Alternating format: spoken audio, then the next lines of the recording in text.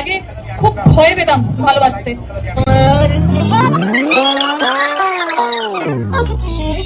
সুকান্তের সাথে পরিচয় হওয়ার পরে আমি জানি না, আমার দিদি পুরোটা সেট আপ করে। তোদের দুজনের মধ্যে কি চলছিল? আরে এবং আমার দিদি প্রথম থেকেই বলে কি এমন একটা বিয়ে কর পুচু যাতে সেই বিয়েটা তোর সারা জীবন থেকে এবং সেই সম্পর্কটা সারা জীবন বাবাইরা ফিল আসছিল।